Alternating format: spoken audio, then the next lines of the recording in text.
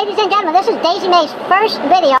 Watch this. I'm going to turn this on, and I'm going to take this striker, and look at that. Look at that nice acetylene flame. Yeah, baby. It's coming out of the wrong side. Now,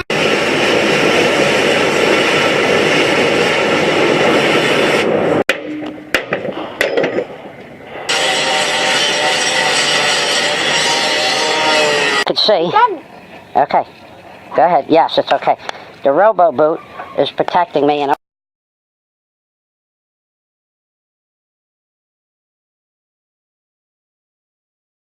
ladies and gentlemen, we're going to build the rebar bender today.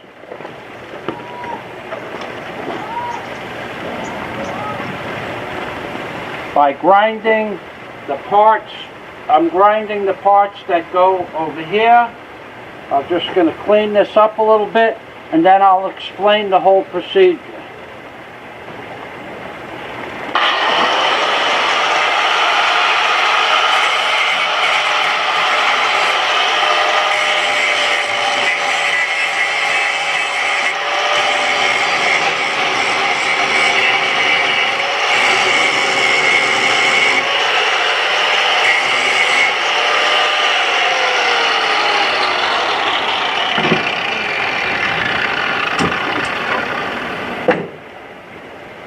All right, Daisy, come through. Now, this piece here is going to be the bracket that holds the rebar. Now, this is the number 30 rebar. So this bracket is going to be welded on here like this. That will hold the rebar in place up against the container solid.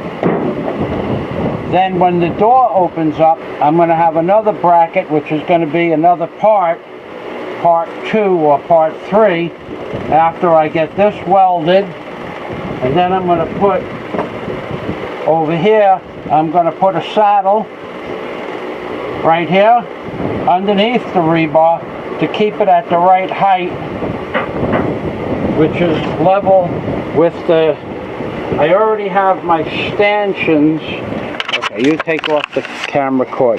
I already have my stanchions built. So this rod is going to be level with that mark there. That makes it level to my stanchions or seats or saddles. But once I get this bar locked in place, then I will know where to put the spacing and the steel on this side for the bending apparatus itself. Now give me that piece, please, Daisy. Now look at what has happened to this rebar in less than 1 year. It's only 9 months old. So this basically goes like this. Now when I have a different size rebar, well, I've compensated for that in another way that you'll see in a follow-up video, because this would only be good for bending the number 30 bar. So I'll have to put a cap on here where my finger is, which will act like a spacer. So it'll cap around the top of this piece of metal, and it will be a spacer for the number 20 bar, or for the 12 bar, or for the 8 bar. So basically I'm making, it'll jig out to fit 4 different size bars when I put the spacer in. The door is going to act like the bending apparatus. And that's it. And this is Michael Fazio and Daisy Mae in the Philippines, baby. This is part 1. Daisy is my assistant, and she's doing a great job today. She's learning about many things. Got kisses? Oh, no kisses. Look at that beautiful face. Ladies and gentlemen, this is a number 30 rebar. And I told you I would be building a frame on the container, on the door, that would bend a number 30 rebar. And I did. if you notice, this framing square is splitting the thickness of a 30 rebar. I'm going to take the frame square off of there. I'm going to show you the apparatus and how simple it was. I just put a notched piece of 1/2-inch steel. That's only temporary welded. I wanted to make sure that it would work. And on the door, I put a piece of 2x4, and I pre-drilled some holes, and I gave me some options in case I would have to slide it back and forth. But as it worked out, to get the right radius, which is about, well, I can change the radius anytime I want, but that's okay. I've seen them do that with heat. They actually heat up rebar in the Philippines to bend it. But I can change the radius by sliding this 2x4 right or left. Well, I don't want to make a tighter radius. Or I can just take this piece of steel and move it over and let the wood wear out behind it, and that would also change the radius. So I'll check on the minimum radius. I'm pretty sure that's okay. Now Daisy over there, Daisy, my girl, she's an amazing girl today, I'll tell you. Tell us, show me a speed square, Daisy. Show me. That's a speed square. That's right, baby. Now show me a framing square. This one. That's a framing square. That's right. And what other kind of squares are there? The T-square. What? What is The this? T-square and the bench. Bench. Bench square. Bench square. That's right. And how Daisy knows this was today's lesson. Bench square, speed square, T-square, and framing square. Because I am tired of getting the wrong square, baby. Alright, so Daisy's going to close this door now, and I'll show you. Wait, let me step back here. I had to do a little digging here, which was fun. I haven't used a shovel and a pickaxe in a while. And there it is. That shovel is 35 years old or 40 years old. I bought that from Ozone Park Lumber in Ozone Park, Queens, New York, when I was about 17. That and an S11 wheelbarrow. Okay, honey, just slowly close the door. You stay on this side. You stay on this side.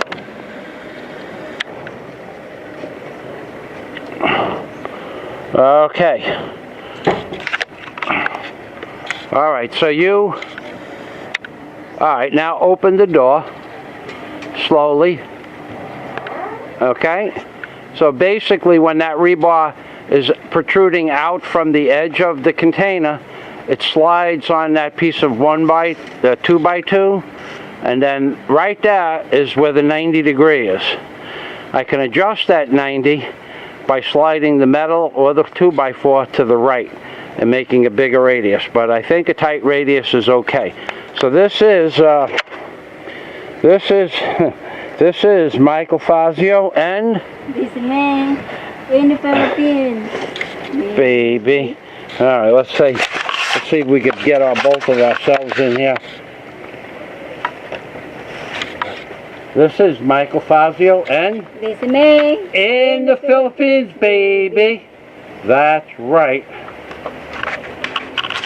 That's right. This whole process, the entire process, took exactly 4 hours. To cut the metal, grind off the slag, bolt the 2x4 on there, countersink the wood, and put that piece of metal on there as my wear bracket, 4 hours. And, but of course these shelves have been up. Now that was what that shelf was designed for. The next thing we're going to do is I dug a hole in here.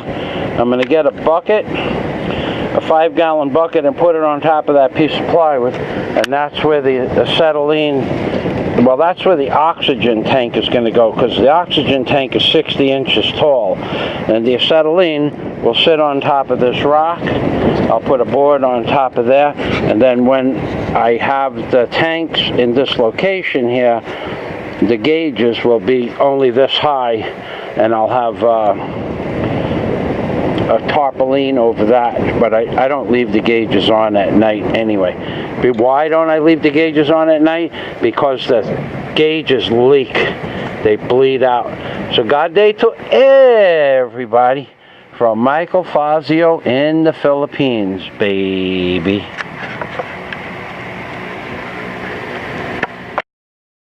Ladies and gentlemen, you have heard about it and you have read about it. But have you ever seen such a beautiful Filipina girlfriend?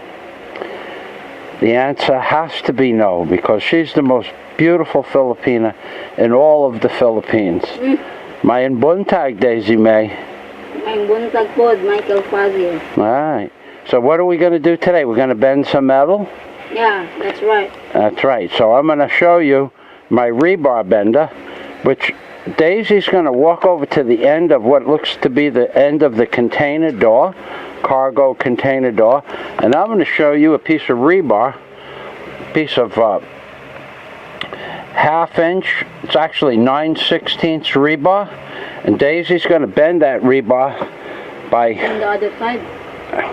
Okay, you want to go on the other side?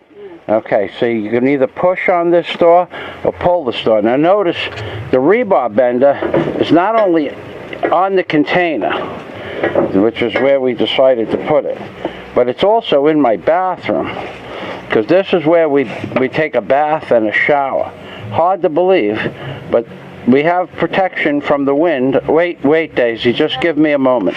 We have our soaps and bleach and hair conditioner up there, and we have a bucket right here. Unfortunately, I would like to tell you, for 30 hours we had no water at all coming out of this spigot, and last night at 3 o'clock in the morning it went on for about 10 minutes, and this is all the fresh water we have for today to bathe, and some of that's even rainwater. Because there's no water, that's off, that position is off, and this position is on, and it's been on since about 8:30 when I left a friend of mine, Roger Lambrow, and Gary Bonoyer a message. We came out and turned that on, and nothing happened. Nothing happened yesterday, and nothing happened Friday night. And here is where we keep our cleansing rag in this bag here. It lasted a long time, that particular bag. Bleach, soap, hair conditioner, and hair soap. So not only have now you've heard about rebar benders in the bathroom, now you have seen it happen. So Daisy, what I'd like you to try to, and look, this is our crop for the year. This is our crop for the year. Remind me to pick our crop, so one lonely farmer doesn't say that we're not tending our crops. Okay, Daisy, you will push on the door.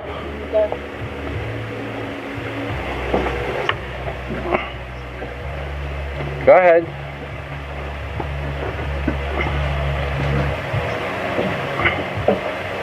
Okay, this is our first attempt at this half inch. Daisy and I, it took the both of us a little bit of effort to bend this piece of 3/4, 30 millimeter. So I'm going to help Daisy by putting my hand here on the outside of the door. Okay, Daisy, on 3. 1, 2, 3. 1, 2, 3. 1, 2, 3. 1, 2, 3. Okay. So, okay, that's it, honey. Now, come on outside here and close the door a little bit. So you can see we have pretty much a perfect 90 here.